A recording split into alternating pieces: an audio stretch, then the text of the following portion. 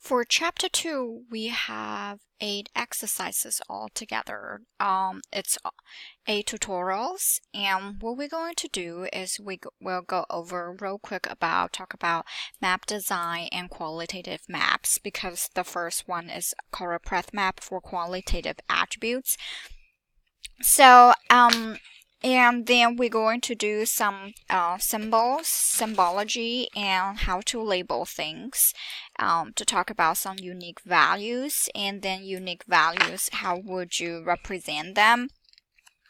And for the label and definition query, we haven't talked about definition query and how would you query for example, that you can make the county population or vacant for the house units, and you can do the population just for one region. You can query just for one region, and how to use definition query. And then we will go over to talk about more color path map for quantitative attributes. And then even 3D color path map, and we will use graduated symbol map. But we'll also talk about classification. Maybe we will use some of the classification and how would you break down, and there are the methods and custom classes here as well. And then for some of the detail cartography and even some of the useful tool, how would you lay out with the color?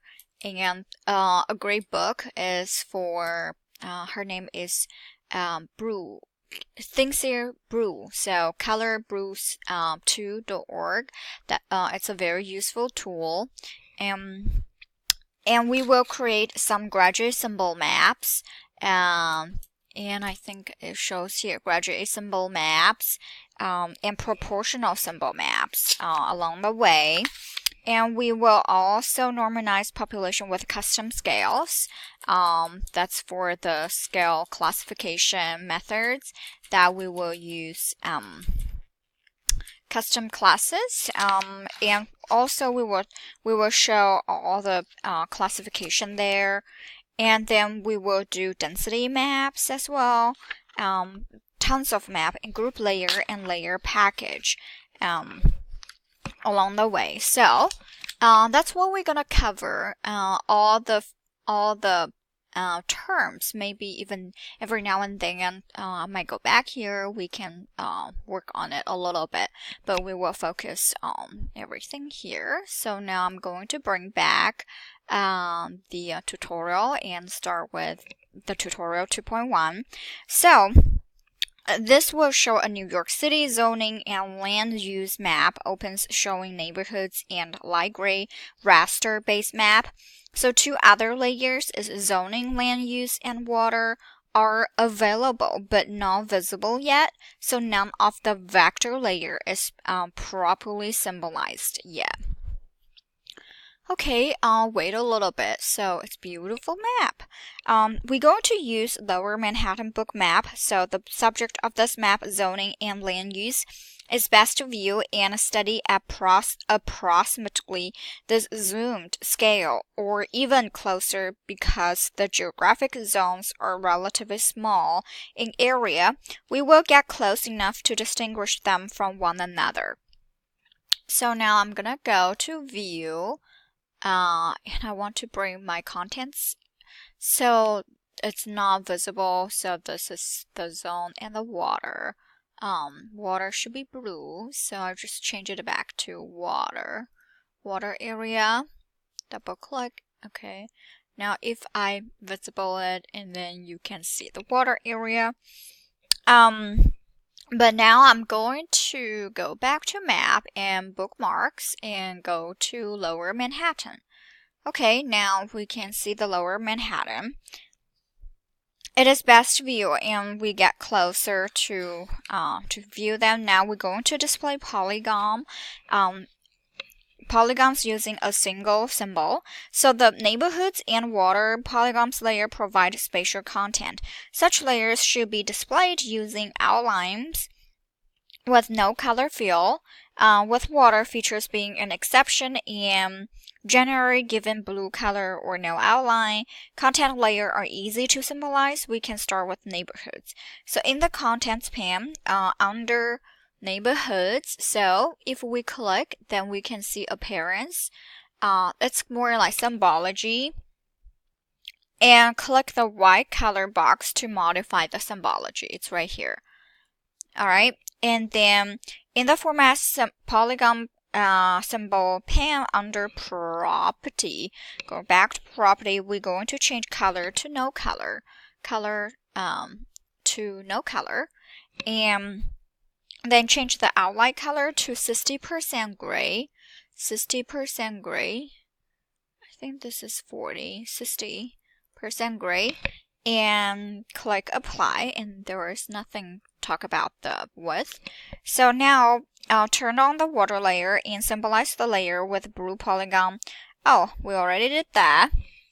And display polygons using unique value symbols. So the last layer to symbolize zoning land use is the subject of the map, displayed by unique values.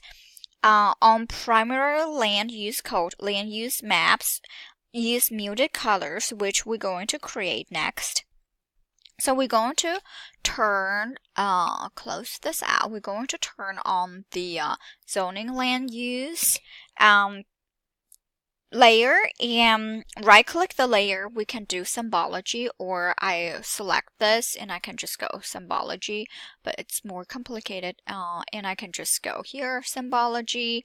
That I have this, and I just double click. Nope.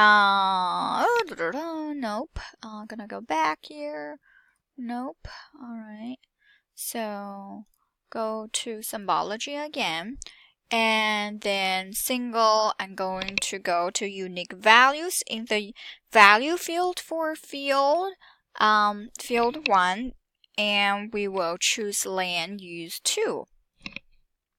So this step adds random color to 6 land uses. The color will be different. So, but we're going to do, now we have symbology, we did unique values, and value field we did land use 2. And color scheme, we have a commercial, manufacturer, park, and residential, resident. I cannot see and I cannot move. And then waterfront. Next, we will assign colors by the New York City Planning Department. We will start by changing the outlines of all polygons from black to light gray. When we view land use polygons, their black outlines often take up too much of the map and attention, and also distract from the symbolized color. So a gray color will soften this interference until it and still show boundaries. So that's why we use 60% gray or a little lighter color. So now in the symbol pane, we're going to click more, and then I'm gonna go symbols. And from the symbol, we're going to format all symbols that I will choose. In this format polygon symbol pane, we're going to click property. And then change outline color. Outline color we're going to do is 20%. This should be 20% gray. And then apply, and click apply, and back here to the symbology pane, and for land use 2. So click the symbol for commercial, this one, and we're going to change into rows quads. So rows quads, it's first row, the second one. All right. And then we're going to click apply. Perfect and nice. And back to gallery. I don't have to. And we're going to apply, and now we're going to do everything. Oh my god. So then there is a lot of color that I'm gonna learn. So, and now we have is the manufacturing. So right click on it again, and then symbology, and then I'm double manufacturing. Oopsies, manufacturing. Okay, property, and then this one I'm gonna go first row, 11 column. 1, 2, 3, 4, 5, 6, 7, 8, 9, 10, 11. So lepidolite, lilac. Okay, and I'm gonna click apply. Very nice. And park we're going to do is click apply and back. All right, park, and we will do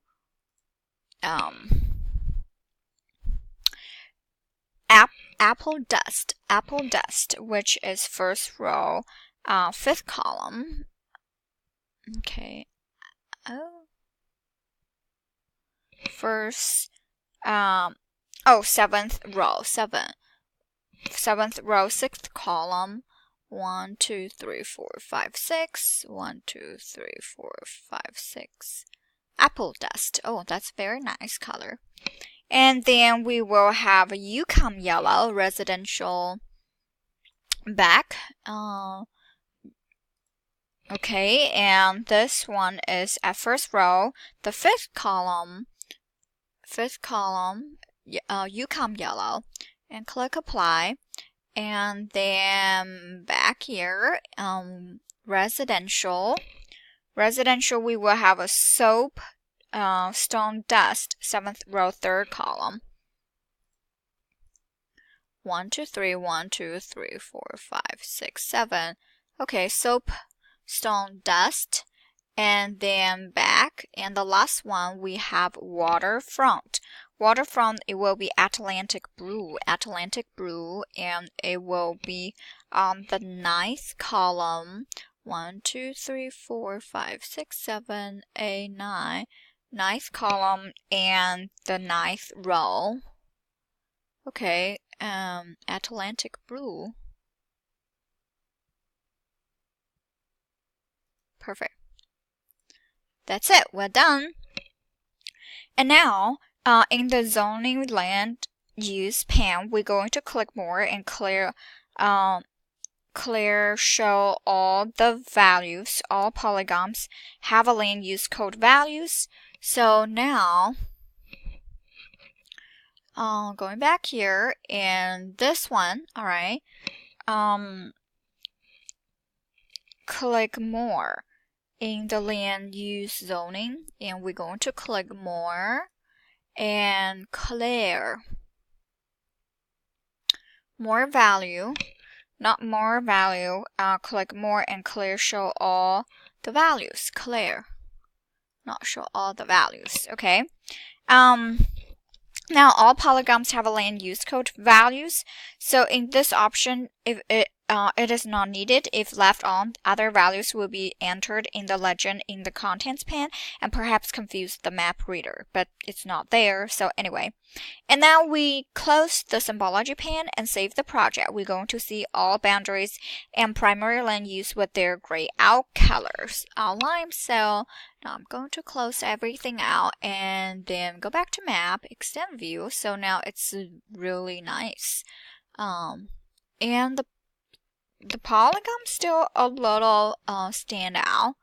Let's see, neighborhood. Okay, not the zoning. So, but we can put this back. Yeah, it's nice. Okay, and we can zoom in and see clearly. All right. Now we're going to move on to talk about labels. So labels created from attributes such as neighborhood names are an important part for cartography and an integral in information component of a map. We must specify the elements of font, size, color, placement, and visibility ranges to make labels easy to read. And now we will label all 3 layers on the map. Each layer will have its own label property and label placements. So now I'm going to save this project. Save and